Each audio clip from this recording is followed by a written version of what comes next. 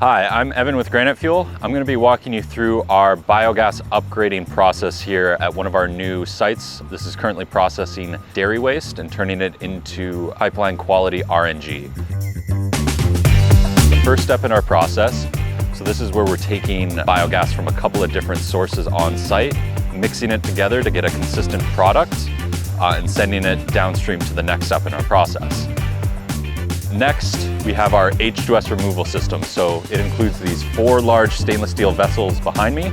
Each one is filled with an iron oxide media. Here we have our H2S lead leg valve skid. So all of these tanks are able to operate in a lead leg fashion. You're actually able to change out the media on an individual vessel without having to shut down your process at all. One additional note is we are also injecting oxygen into our lead leg valve skid. So this is going to actually regenerate some of that iron oxide media and extend its life, generally up to 3 times what it would be otherwise. Once the H2S has been treated, the next step in our process is our low pressure blower skid. It includes 3 paralleled blowers. This is going to boost the gas to a sufficient pressure for the next few preconditioning steps.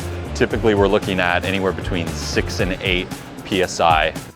The blower skid itself has a number of components, including a inlet particulate filter, as well as air coolers as well, to try to reduce some of that heat added by the blowers into the process. One interesting point about this site is the pipeline they're injecting into actually has a very tight O2 requirement. We can't inject any RNG that's above 10 ppm oxygen. So what we have here is actually our patent pending GraniteFuel design for an O2 removal system. It contains 2 steps actually. There's a hydrolysis vessel here, which is going to destroy any siloxanes and convert them into methane and silica. And then downstream of that, we have our catalytic oxidation vessel. So that's what's actually going to remove that O2 and get us down to the ppm level of oxygen. Here is simply a economizer and heater skid. So this is actually going to add some energy into the system to allow that oxidation reaction to take place. The heat exchanger as well is to try to recycle as much of the heat generated by that process to produce a more efficient process for our clients. The next step here is one of our moisture removal systems. So this includes 2 heat exchangers and a knockout tank. So this is going to take the biogas, cool it down, collect all the condensation out of the system, and produce a drier biogas product that's ready for upgrading. Now, once we've finished all of these preconditioning steps, the next step in our process is our upgrading system. It consists of 2 different skids. One is a pre-membrane compression system, and our other is our membrane skid. So behind me here is the compression skid. You can see, similar to the blower system, it actually has multiple paralleled compressors. A lot of this has to do with the added redundancy that those compressors have by having 6 of them.